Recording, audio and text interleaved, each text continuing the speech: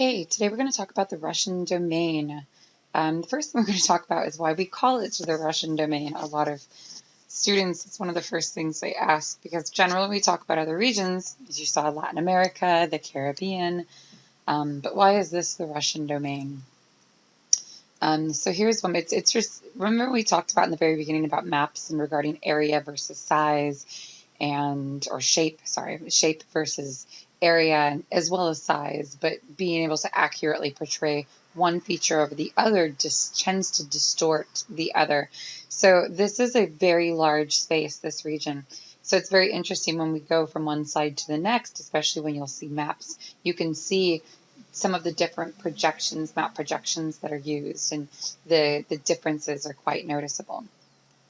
So the Russian domain, I'm going to start out as I normally do with kind of a overview of the learning objectives. You can go back and have those for your notes later.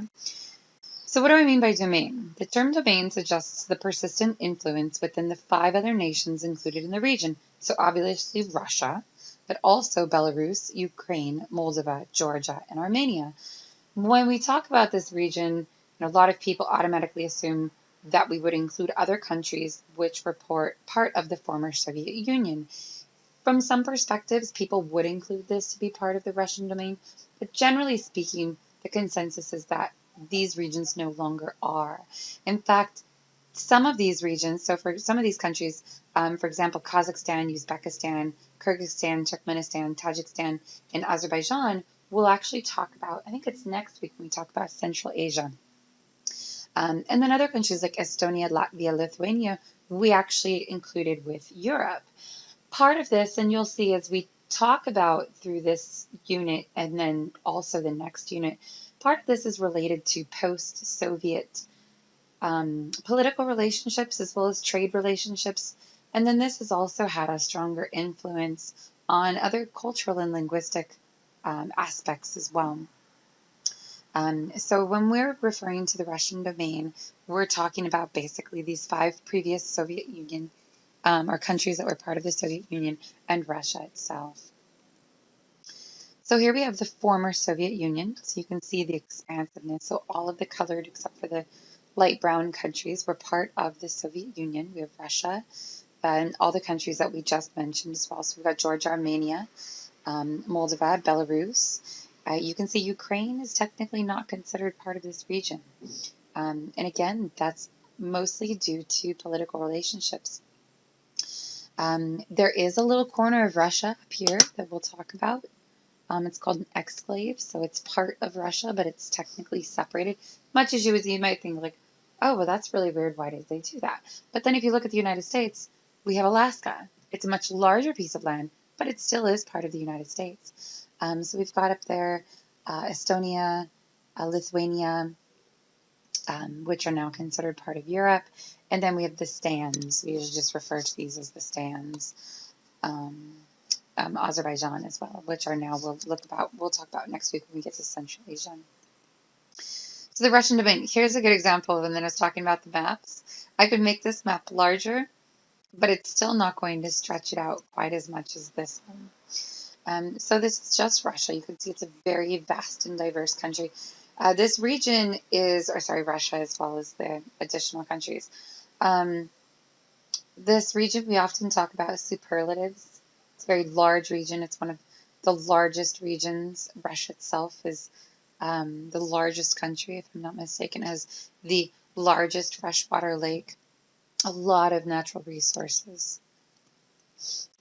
So making up Russia, most people tend to think again about the Soviet Union.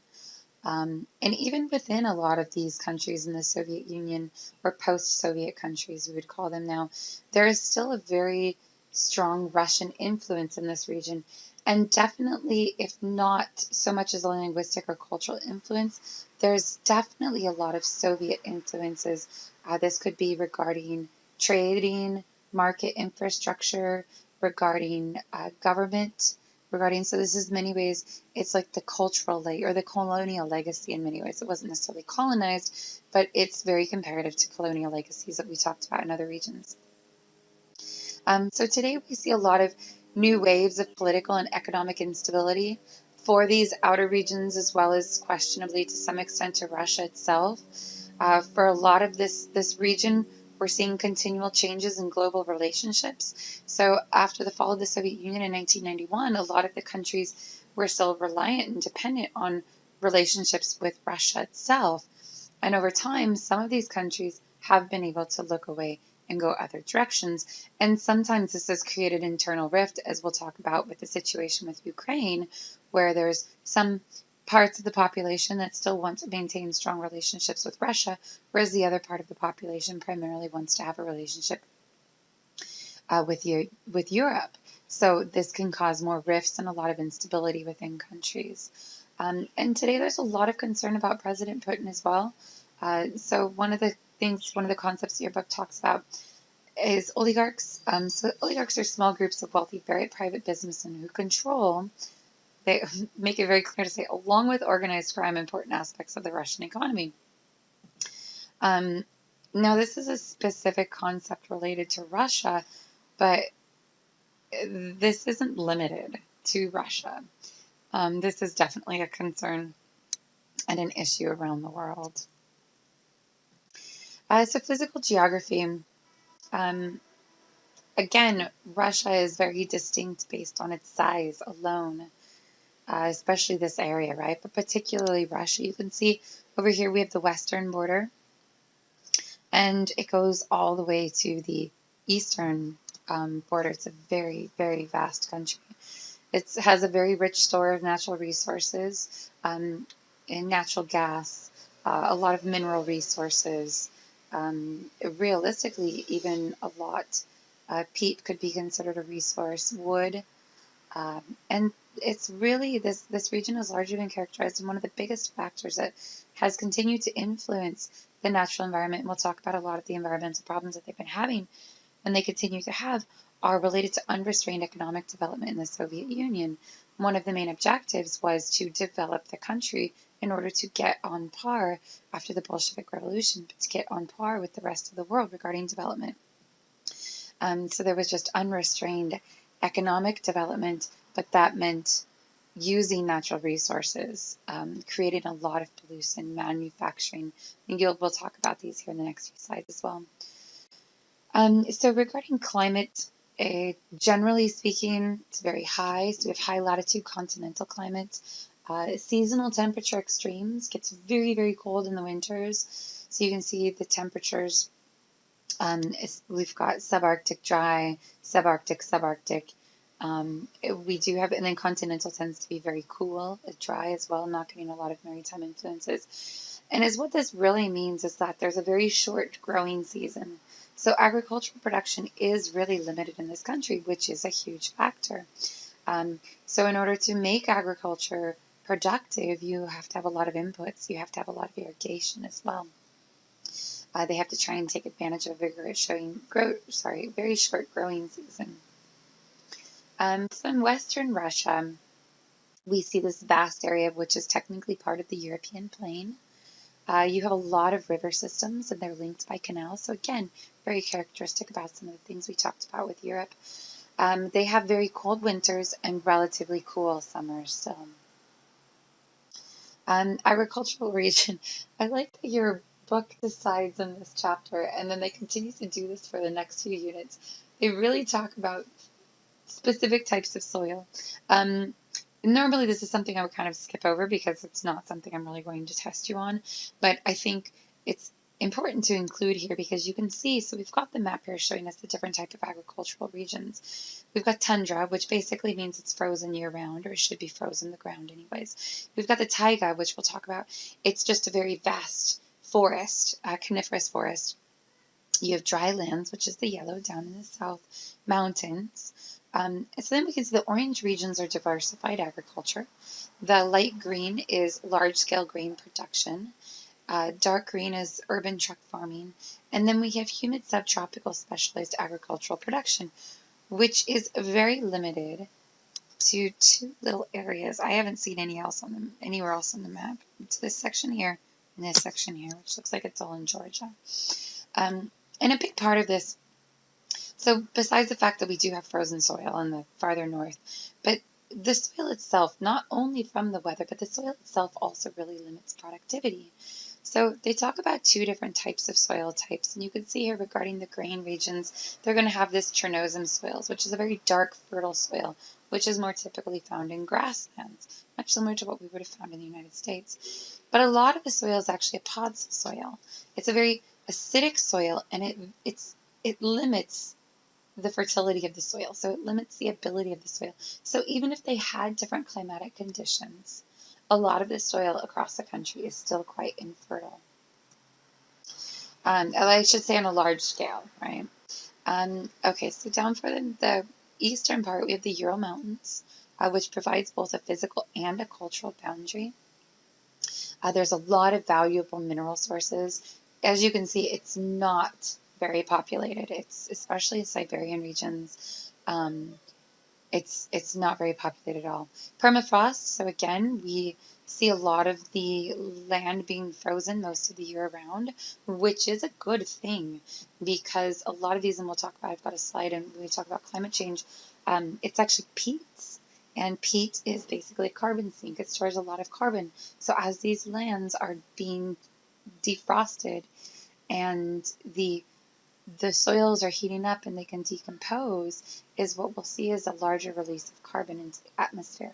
So these are actually large sinks for carbon, so storages, like carbon banks more or less.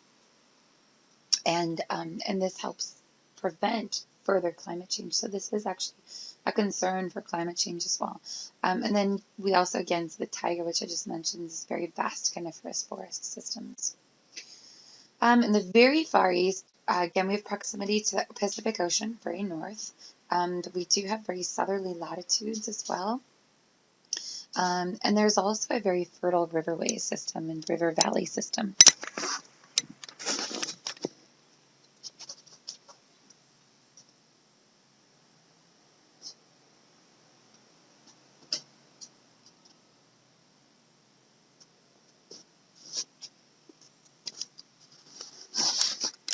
Okay. Also to the south, we have the Caucasus and the Transcaucasia. Most people, especially if you're white, a lot of people would ask you, or a lot of people identify themselves as being Caucasian.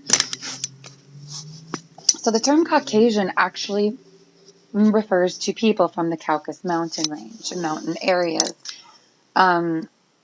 Somehow over time, this has been adapted to, I mean, again, they're white people.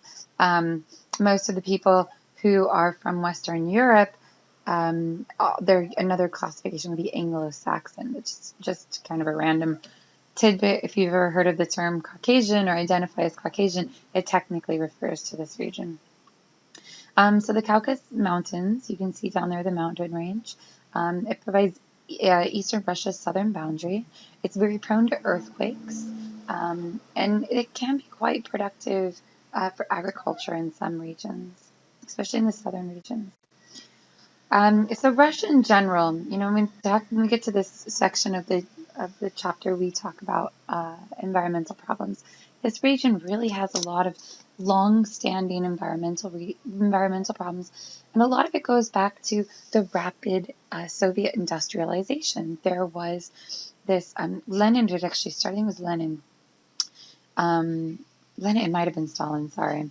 But anyway, so there was this concept of a 5-year plan, and the idea was that Europe had been developing for hundreds of years. They wanted to catch up. So they created this very, very eager, very rapid 5-year plan and it was one after another. Some were successful, most were not. And the idea was just to have this rapid industrialization. But with that, you're going to have negative environmental consequences, especially when they're unchecked industrialization, unchecked, quote unquote, progress and development. This resulted in a lot of air and water pollution throughout the region. And a lot of the energy also would come from nuclear energy. So this has also created a nuclear threat for the region. And we'll talk actually, here's Chernobyl, but I have a slide in here as well about Chernobyl. I don't know if many of you have heard of Chernobyl. It was something that happened, I'm going to say 1989. I'm in here probably. I think I'm off by a couple of years. But so here it says, Chernobyl was a large nuclear reactor disaster. It's the name of a city, and so it was a nuclear accident, I guess you could say. But you can see here, I'm not going to read all of these, but you can see this talks a little bit about some of the environmental problems. So again, we've got just decades of unregulated dumping. A lot of some of the most polluted places on the earth are in this region. Again, as I mentioned, the permafrost and the peat are thawing, which can contribute largely to future climate change. And then we'll talk about Lake Baikal as well, which is actually the world's largest freshwater lake, which has had a lot of contamination. So Chernobyl, I'm going to ask you to stop and go and watch this quick YouTube video. It's just a couple minutes long, but it talks about what happened. Your book goes into this as well. And then it talks about this lid that they're putting on it. I believe it's finished now. I can't remember if it's supposed to be 2017 or 2018. It doesn't, just again, deadlines, things are supposed to be built by a certain time, doesn't mean they always are. But take a few minutes, go read that. Your book also goes into Chernobyl quite a bit. And on the right, we have a picture here of Lake Baikal, which I'll talk about as well.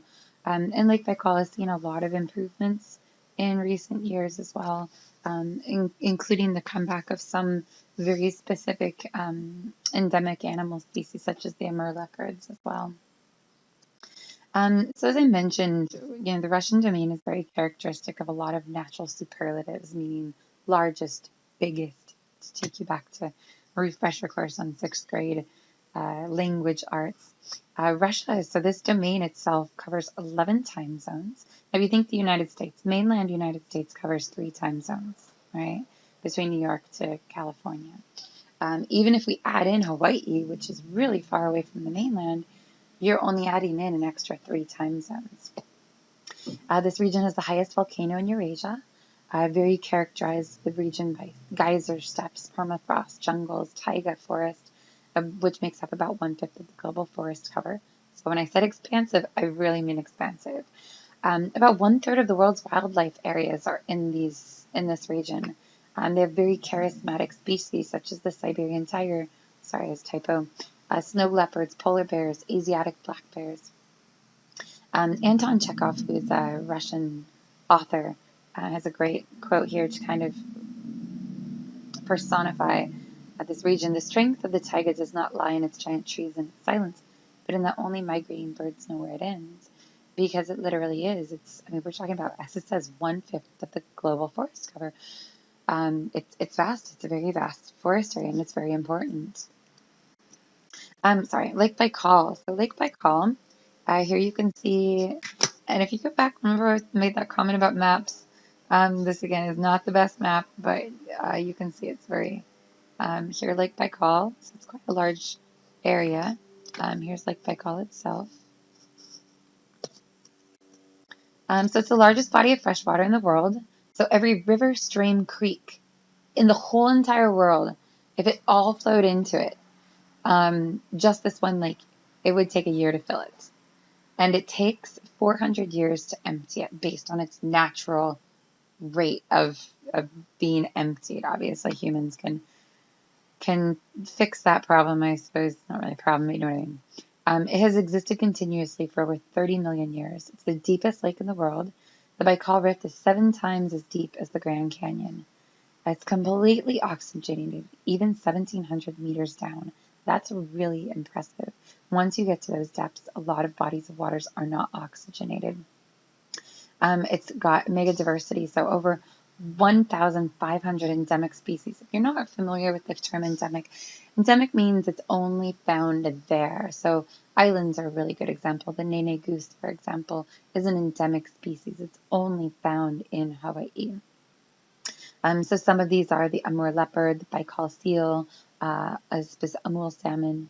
336 rivers flow into the Baikal, but there's only one river outlet, making it, again, extremely unique. So what's basically happened is industrialization over the last several decades, probably more like 100 years to tell the truth. So there's this main line. We've seen a lot of increased infrastructure in order to access the resources surrounding the area. A lot of accelerated erosion and permafrost destruction. Again, remember permafrost is a carbon sink. One of the biggest culprits has been paper and cellulose, Baikal's paper and cellulose combine, and the Selengis pulp and carton mill. So these were established, again, 50, 60 years ago. So we see a lot of organic waste, oils, heavy metals, chlorides, sulfurs, sewage, phenols, all of this going in and contaminating the river, which has then led to high rates of cancer around the area as well. So pre-1991, which was still USSR, environmental regulations were among the strictest in the world at the time, but basically they weren't enforced. So enforcement was, again, very petty monetary fines. There was not a lot of activism regarding environmentalism. And again, this was also related to you don't want to speak out against the government. So some of the environmental policy today, it is a bit better, but it's still very contradictory and still very complex. So you can see demonstrations. There have been like this rise in environmentalism. People, even into the thousands. And some of the things that we have seen over the last 10, 20 years is put and rerouted the East Siberian Pacific Oil Pipeline in 2006 to avoid the lake. And then some of these paper mills, there has been stricter regulations and they haven't been allowed to reopen in several years. So a couple other things, the climate change.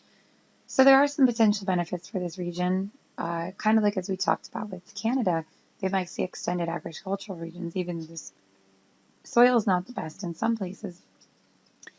In other places, a longer growing season will allow for a more northward shift of cultivation. It will also, if you can access and reach more northern areas, you can get to extracting fossil fuels and minerals. It will be easier. And if it's easier and you have more time of the year to do it, it's less costly. And there's also potential to opening up the Northern Sea Route. Now, this again means that we're seeing a large reduction in ice, and which, economically speaking, there's many advantages, but ecologically speaking, there's no advantages, right? Some of the potential hazards, we will see increased wildfire risk, Arctic and subarctic ecosystems changing. And again, a lot of species won't be able to migrate with these changes. They just can't migrate that quickly. Again, as we're seeing in a lot of the world, rising sea levels, thawing of the Siberian permafrost, which I already talked about, which is a carbon sink. And then as people are able to access more of these forests, we are most likely going to see logging practices increase and become more escalated as well. So deforestation. Okay, I'll stop there and come back to part 2 with population and settlements.